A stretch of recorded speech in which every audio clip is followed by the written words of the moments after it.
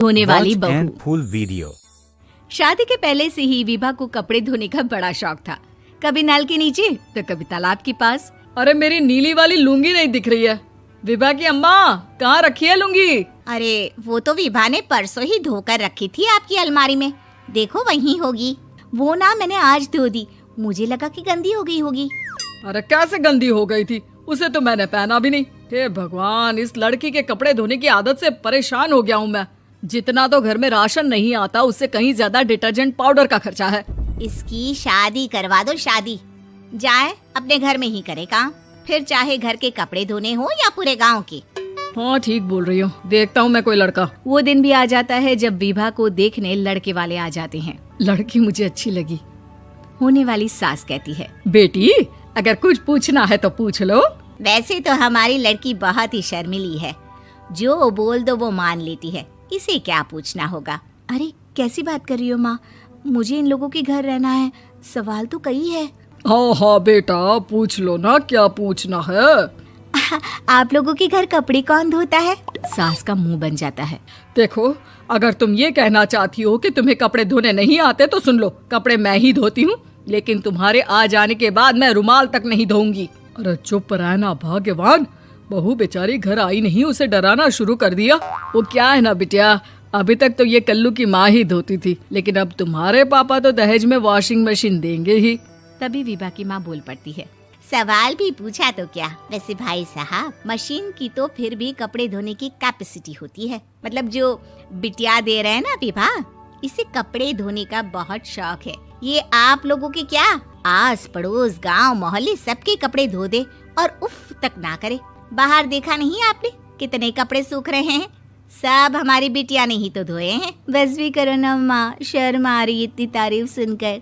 और तो और एक दाग निकाल कर दिखाओ तो मान जाओ। हाँ अच्छा अच्छा, माफ करना बेटा, मैंने गलत समझा, हमें तो रिश्ता बहुत पसंद है। और ऐसे जुड़ जाता है रिश्ता कपड़े धोने का शौक रखने वाली विभा का। उसकी शादी हो जाती है कोयला फैक्ट्री में काम करने वाले कल्लू के साथ। शादी के बाद अचानक विभा चिल्लाती हुई सास के पास आती है। सासू माँ, अरे सासू माँ कहाँ है आप?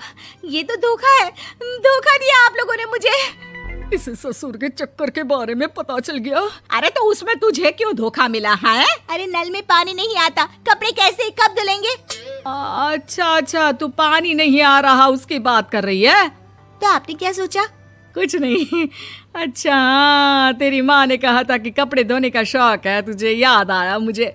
शौक शौक बोलकर कपड़े धोने वाले मेरे जुनून को कम ना आके सासू माँ, कपड़ा धोना मेरा गुरूर है। तभी पति भी वहाँ आ जाता है। अभी अभी मैंने इसे सनी देओल की फिल्म दिखाई है, उसी के डायलॉग मार रही है माँ। अच्छा सुन, साफ साफ बता रही हूँ, पानी सुबह 4 से 6 और शाम को 10 से 12 आता है, समझी? विभा टाइमिंग सुनकर हैरान हो जाती है।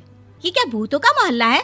सुबह 4 बजे उठकर कौन कपड़े धोता है? 4 बजे टंकी में पानी जाता है, फिर सारा दिन धोना ना, किसने मना किया?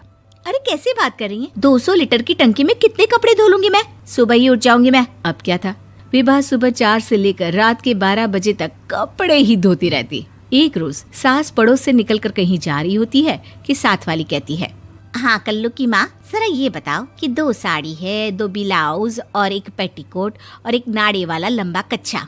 हाँ तो? अरे तो क्या, कितना लोगी धुलाई ये बताओ। धोबन दिख रहे हैं हम क्या? हमारे पति सरकारी नौकरी से अभी अभी रिटायर हुए हैं और बेटा सुपरवाइजर है कोयला फैक्ट्री में। धोबन समझ रखा है हमें? हाय रे कल्लू की अम्मा, माफ कर दो, वो तो मोहल्ले में यही सब बता रहे थे कि तुमने बहू को कपड़ा धुलवाने के काम में लगा दिया है। सास को पड़ोसन की बात सुनकर गुस्सा आ जाता है। वो घर पहुंचती है जहां घर के बाहर ही इतने सारे कपड़े सूख रहे होते हैं जितने कि किसी धोबन के घर पर। अरे ओ कल्लू की दुल्हन, बाहर निकल। माँ जी यहीं आ जाओ, बाथरूम में चादर धो रहे हैं हम। अरे अभी हम धोते हैं, तुमको बाहर निकलो। ये आस पड़ोस वाले बोल रहे हैं कि हम बहू से कपड़े धुलवा धुलवा कर उसे कपड़ा धोने वाली बना दिए हैं। अरे छोड़ो ना माँ जी, किन लोगों की बातों में आती हो? आस पास के लोगों का तो काम ही होता है कि वो किसी तरह सास बहू को लड़ा दे। बहू सारे घर के कपड़े धोती है, ये क्या कम है? बोलिए। सास को भी लग जाता है कि वो बहू का ये सनकीपन नहीं छुड़वा सकती, इससे अच्छा है कि खुद ही चुप हो जाए। एक रोज सास और बहू मंदिर जाते हैं, जहाँ सास की साड़ी वहाँ खड़ी भीख मांगने वाली से मिलती है। माँ जी क्या बात है, आपकी साड़ी उस भिखारन से कितनी मिल रही है ना? हाँ हाँ देखो तो, दोनों की साड़ी मिल रही है। क्या बात है कल्लू की अम्मा, तुम खुद को तो अफसर की बीवी बताती हो और ऐसी सिंपल सी प्लेन साड़ी पहनकर घूमती हो। सिंपल और प्लेन नहीं है ये साड़ी। तो क्या सोने के धागे से फूल बने हैं? कुछ भी सासू माँ, कुछ भी। हाँ बने थे इस साड़ी में सोने के धागे से फूल। मेरे पति लेकर आए थे मद्रास से स्पेशली मेरे लिए 10,000 की। ताहे भाई साहब इस भिखारन के लिए भी सेम टू सेम साड़ी लेकर आए होंगे 10,000 की। सास उस वक्त तो कुछ नहीं कहती, लेकिन बहू के साथ घर आती है और अलमारी से एल्बम निकाल कर लाती है। ये साड़ी देख रही है, ये वही साड़ी है जिसे मैंने अभी पहना था। इस साड़ी में ये जो चमकदार फूल दिख रहे हैं ना, ये सोने के धागों से काढ़े गए हैं। लेकिन तू लोकल वॉशिंग मशीन ब्रश से घिस घिस कर सारे फूलों को निकाल कर साड़ी प्लेन कर दी। मुझे माफ कर दीजिए सासू माँ। और तो और, जब मैंने तुझे तेरी गलती के लिए कुछ नहीं कहा, लेकिन तूने तो सबके सामने मेरा मजाक ही बना दिया। क्यों? बहू को समझ में आ जाता है कि अब से उसका कपड़े धोना बंद।